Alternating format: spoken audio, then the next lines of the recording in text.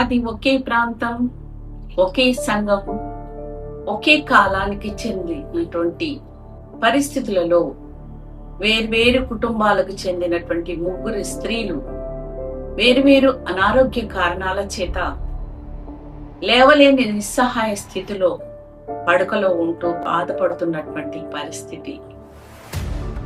పరిస్థితులు అధిగమించడం ద్వారా పడకలో ఉన్నటువంటి ఆ ముగ్గురిలో ఇద్దరు స్త్రీలు 10 రోజుల తేడాతో ఒకరి తర్వాత ఒకరు మరణించటం జరిగింది. ఇక ఈ మరణ వార్త విన్న మరో వ్యక్తి గుండెల్లో భయం చోటు చేసుకుంది. ఇక మరణించే వ్యక్తిని నేనే కావచ్చు అనుకుంటూ దిక్కుతోచని స్థితిలో దేవుని పాదాలే శరణ్యమంటూ కన్నీటితో దేవుణ్ణి ఆశ్రయించడం జరిగింది. దయగల కరుణగల దేవుడు ఆ వ్యక్తిని స్వస్థపరిచాడా లేదా అనే విషయాన్ని ఈ ఎపిసోడ్ లో మనము వీక్షించుదాం.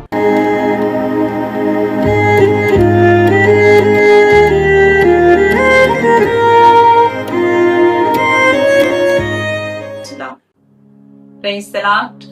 దేవుని పరిశుద్ధ నామమున స్త్రీలందరికీ కూడా శుభాభివందనములను తెలియజేసుకుంటున్నాను.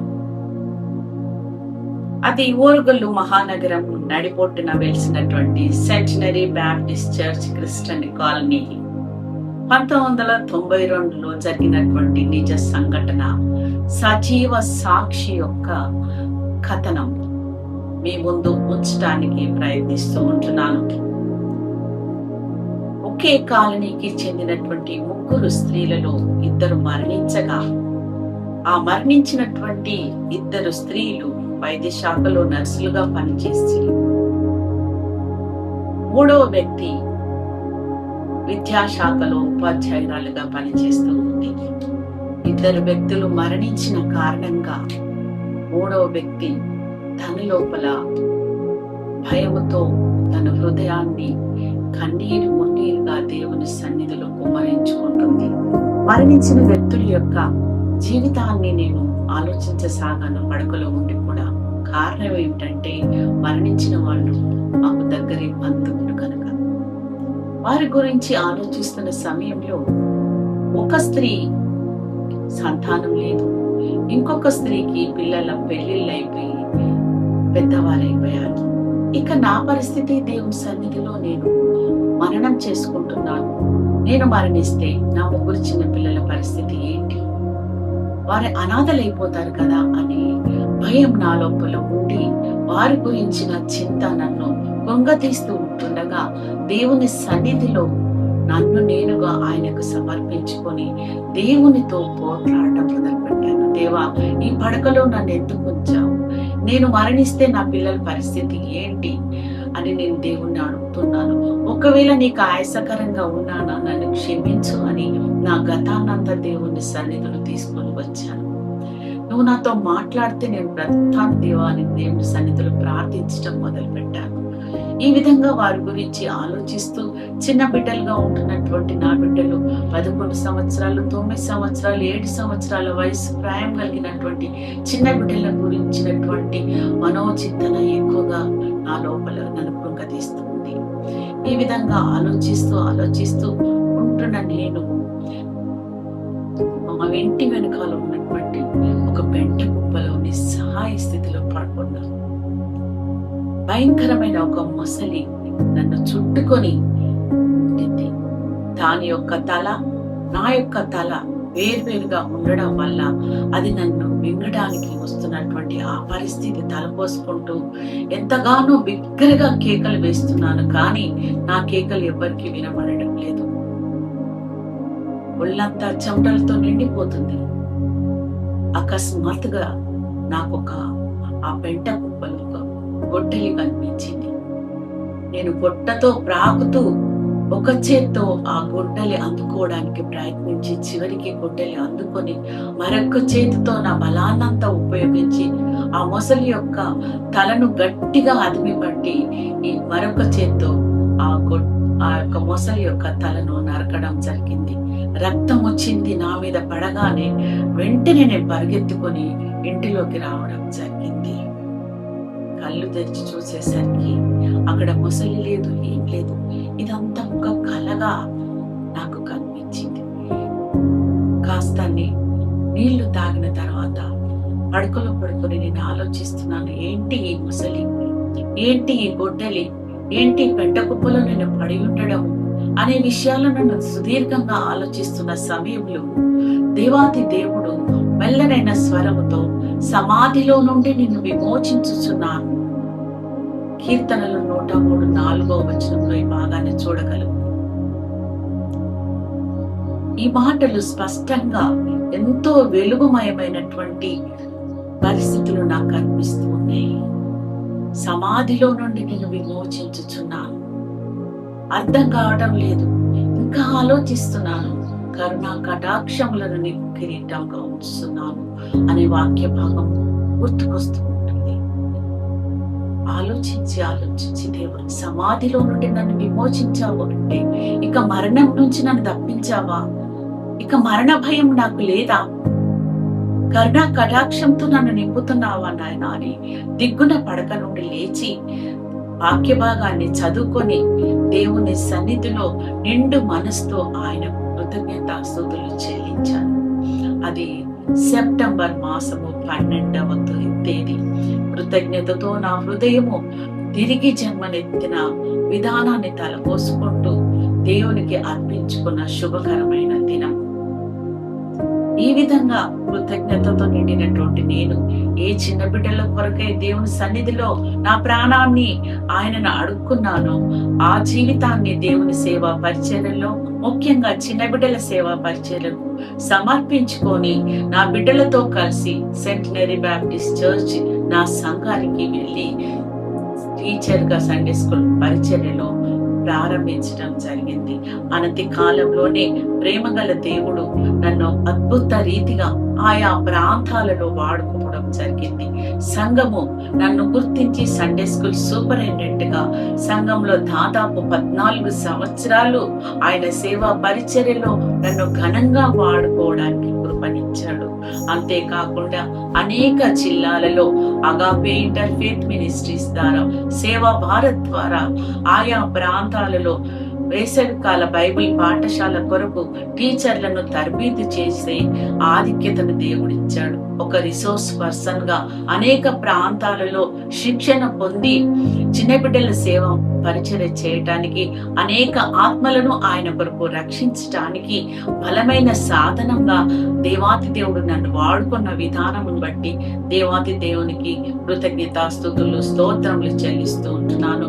అప్పటి సంఘ కాపరులు మరియు ముఖ్యంగా కేఎం చానయ్య గారు, జోషి జేమ్స్ అయ్య గారు, ఎంఎస్ క్రీస్తాస్ అయ్య గారు, శామ్యుల్ అయ్య గారు, ఈ విధంగా అనేక మంది కాపర్లు, నాయకులైనటువంటి వారు కొల్లూరి జాక్సన్ గారు, రాజ్ కుమార్ గారు, చాయ్ మనోజ్ గారు, ఎడ్విన్ దాస్ గారు, అనేక మంది నాయకులు, పిఆర్ సాల్మోన్ గారు నన్ను నా భుజం తట్టి నన్ను ఎంతగానో ఆదరించి ప్రోత్సహిస్తూ దేవుని సేవా పరిచర్యలో అద్భుతమైన సాధనంగా అనేక మంది చిన్న బిడ్డలను దేవుని సన్నిధిలో నడిపించడానికి, అనేక మంది బిడ్డలకు బాప్తిస్మం ఇచ్చి ఆయన రక్షకుడు అంగీకరించడానికి దేవుడు ఎంతగానో కృప చూపిన విధానమును బట్టి దేవాది దేవుని స్తుతిస్తూ ఉంటున్నాను. ఈ విధంగా దేవుని సేవా పరిచర్యలో చిన్న బిడ్డల సేవ చేస్తున్న సమయంలోనే మా కుటుంబానికి వస్తున్నటువంటి సంఘ కాపరులు గ్రామీణ ప్రాంతాల్లో సేవ చేస్తున్నారు. వారి యొక్క సతీమణులు అమ్మగారులుగా పనిచేయలేకపోవడం వల్ల కాపర్లు నన్ను వేడుకోవడం జరిగింది. అమ్మ, మీరు వచ్చి గ్రామీణ ప్రాంతాల్లో స్త్రీల మధ్యలో వాక్య పరిచర్య చేయాలని. ముందుగా చాలా భయం వేసింది, కానీ దేవుని దగ్గర వేడుకున్నాను, దేవుని సన్నిధిలో ప్రార్థించాను. దేవా, మరి స్త్రీల మధ్య సేవ చేయడం నిశ్చితమైతే నన్ను నడిపించు అని. కాపర్లు అనేకులు నా కొరకు ప్రార్థించారు. అమ్మా, నేను ఎస్తేరు వల్ల దేవుడు వాడుకుంటాడు, నువ్వు దేవుని కొరకు ఒక్క అడుగు ముందుకెయ్యని నన్ను ఎంతగానో ప్రోత్సహించారు. వారిలో ముఖ్యులు కులుపూరి ఆదా పాస్టర్ గారు. ఈసుకొండ ప్రాంతంలో 2001 సంవత్సరంలో మొట్టమొదటిగా స్త్రీల మధ్య సేవ చేయడానికి నన్ను తీసుకొని వెళ్ళడం జరిగింది. మా మామగారైనటువంటి లేట్ బీచే ఆరోగ్యం గారు, వజ్రమ్మ గారు, నా భర్త గారికి కూడా గ్రామీణ ప్రాంతాల్లో సేవ చేయడం ఆసక్తి కనుక ఈ ఆసక్తి నన్ను గ్రామీణ ప్రాంతాల్లోకి నడిపించడానికి ఎంతగానో తోడ్పడింది. ఏనాడు కూడా నా బిడ్డలు గాని నా భర్త గాని సేవకు ఆటంకంగా లేరు. ఈ విధంగా సేవ చేస్తున్నటువంటి ఆయా ప్రాంతాలలో నడిపిస్తున్నటువంటి దేవుని యొక్క ఉచితమైన కృపను బట్టి ఓటాయి ప్రాంతంలో, సంగం ప్రాంతంలో, మహబూబాద్ లో, హుజరాబాద్ లో, పర్వతగిరి, రోళ్లకల్లు, ఎస్ఆర్ నగర్, ఈ విధంగా అనేక ప్రాంతాల్లో స్త్రీల మధ్యలో స్త్రీల రిట్రీట్లు జరిపించడానికి, స్త్రీల క్రిస్మస్లు జరిపించడానికి, నాటికలు రాయడానికి, పద్యములు రాయడానికి, పొడుపు కథలు చెప్తూ స్త్రీలను ఉత్తేజపరచడానికి దేవుడు నన్ను ఎంతగానో వాడుకున్న విధానంను బట్టి దేవాతి దేవుణ్ణి స్తుతిస్తుంటున్నాను. ఈ సమయంలోనే 2009 నుంచి 2011 వరకు నా సేవా పరిచర్యలు గమనించిన సంఘము నన్ను global alliance school of leadership కొరకు నన్ను ప్రత్యేకంగా లీడర్ గా పంపించి అక్కడ ట్రైనింగ్ ఇవ్వడం జరిగింది. ట్రైనింగ్ పొందుకున్నటువంటి నేను తిరిగి నా సంఘానికి వచ్చి 60 మంది స్త్రీలకు స్కూల్ ఆఫ్ లీడర్షిప్ లో గ్రాడ్యుయేషన్ ఇప్పించి వారిని ఆత్మీయంగా బలపరచడం జరిగింది. ఆ విధంగా బలపడిన 60 మంది స్త్రీలు ఆయా గ్రామ ప్రాంతాలకు వెళ్ళి అనేక గ్రామాలలోని స్త్రీలను బలపరచడానికి తమ వంతుగా కృషి చేయడము దేవుడిచ్చిన గొప్ప ధన్యతగా నేను భావిస్తూ ఉంటున్నాను.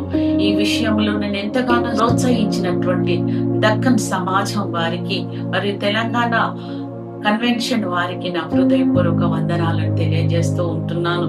సుజాన్ దేవదాస్ అమ్మ గారికి, దీనా క్రిస్టఫర్ గారికి, శోభా మైకల్ గారికి, సుభక్త జోషి గారికి, సుహాసిని బాబ్జీ గారికి నా హృదయపూర్వక వందనాలు. ఈ విధంగా అనేక కార్యక్రమాల్లో దేవుడు నన్ను వాడుకుంటూ ఆయన సేవా పరిచర్యలు ముందుకు తీసుకుని వస్తున్న విధానం బట్టి దేవుని స్తుతిస్తూ ఉంటున్నాను. అంతేకాకుండా ఈ విధంగా మరి దేవుని సేవా పరిచర్యలో నాతో పాటు నా భర్త గారు, నా బిడ్డలు ఏనాడు కూడా సేవకు ఆటంకం కలగకుండా తమ వంతు దాతృత్వాన్ని అందిస్తూ అనేక ప్రాంతాల్లో ఆర్థికంగా తోడ్పడుతూ, బోర్వెల్ వేయిస్తూ, భూములను కొనిస్తూ అనేక సంఘాలను స్థాపించడానికి ఎంతగానో తోడ్పడినారు. వారిని అందరినీ కూడా దేవుడు దీవించాలని కోరుకుంటున్నాను. ఈ విధంగా నడుస్తున్నటువంటి నా కుటుంబంలో ఆకస్మికంగా 2020 సంవత్సరంలో నా భర్త గారు ఆకస్మిక మరణము పొందడం జరిగింది. ఆ తీరని లోటు మా కుటుంబంలో విషాదంలో ముంచి వేసింది. మా ప్రతి కన్నీటి బాష్ప బిందువును ఆ దేవాతి దేవుడే తీర్చి కుటుంబ యజమానిగా ఉండి ఇప్పటి వరకు మమ్మల్ని ఆదరిస్తూ ఉంటున్నాడు. ఏనాడు కూడా సేవకము ఆటంకం లేకుండా నా బిడ్డలు ఎంతగానో నన్ను ఎంకరేజ్ చేస్తూ వస్తూ ఉన్నారు. క్రీస్తునందు ప్రియమైనటువంటి అమలారా, ఎందుకు ఈ విషయాలన్నీ మీ ముందు ఉంచుతున్నానంటే మీరు కూడా ఈ పరిస్థితుల గుండా వెళ్ళవచ్చు, మీరు కూడా అనేక అనారోగ్య పరిస్థితులలో ఉండవచ్చు. కానీ మనం నమ్ముకున్న దేవుడు ఎంతో గొప్పవాడు. ఆయన పరమ వైద్యుడు, వాగ్దానములు ఇచ్చి నెరవేర్చే దేవుడు. మనం ఆపదలో ఉండి మొరపెట్టినప్పుడు ఉరుము దాగు చోటు నుంచి ఉత్తరం ఇస్తానని సెలవిచ్చిన దేవుడు, స్వస్థపరచు యెహోవా నేనే అని తెలివిస్తున్న దేవుడు. ఆయన మాట ఇచ్చి తొలికేవాడు కాదు. ఆయన వాగ్దానం ఇచ్చి నెరవేర్చే దేవుడు గనక ఆయన చెంతకొద్దాం. మీలో కూడా ఏ బలహీన స్థితిలో, శారీరకంగా గాని మానసికంగా గాని బలహీనమైన స్థితిలో ఉంటే యేసు పాదాలను ఆశ్రయించు. మీరు ఎవరిని ఆశ్రయించినా అది వ్యర్థము. రాజులను ఆశ్రయించట కంటే, అధికారులను ఆశ్రయించట కంటే యెహోవాను ఆశ్రయించిన ధన్యుడని వాక్యం సెలవిస్తుంది కనుక ఆ ధన్యత నువ్వు పొందుకోవాలని, నీవు కూడా రక్షించబడాలని ప్రభు అయిన యేసుల వారు నీ కొరకు నా కొరకు ఆ పరలోక మహదైశ్వర్యాన్ని వదిలిపెట్టి తన్ను తాను రిక్తునిగా చేసుకొని మానవ రూపిగా ఈ లోకానికి వచ్చి నీ పాపముల కొరకు నా పాపముల కొరకు ఆ శిల్వ యాగాన్ని పొంది మనకు రక్షణను నిర్ణయించాడు. ఆ రక్షణ నిరర్థకము చేయకుండా నీలో నీ జీవం ఉండగానే ప్రభువును వేడుకో. నీ నిత్య మోక్షానికి పొందడానికి ఇదే అనుకూల సమయం, ఇదే రక్షణ దినం. నీవు కూడా నాలాగా రక్షించబడి అనేకులకు వెలుగు ఇచ్చే బిడ్డగా ఉండాలని, రక్షణను చూపించే బాటలో మనమందరం నడవాలని, క్రీస్తు రాజ్య వ్యాప్తికి మనమందరము తోడపాలని ఆశతో ఈ సాక్ష్యాన్ని మీ ముందు ఉంచుతున్నాను. పరిశుద్ధాత్మ దేవుడు మనల్ని అందరి వాక్యం ద్వారా హెచ్చరించి ఆ వాక్యములో మనల్ని నడిపిస్తూ తన మహిమ కొరకు వాడుకొనును గాక. కృతజ్ఞత అభినందనలతో మీ ప్రియ సహోదరి శ్రీమతి బాలవారి హెప్సిబా.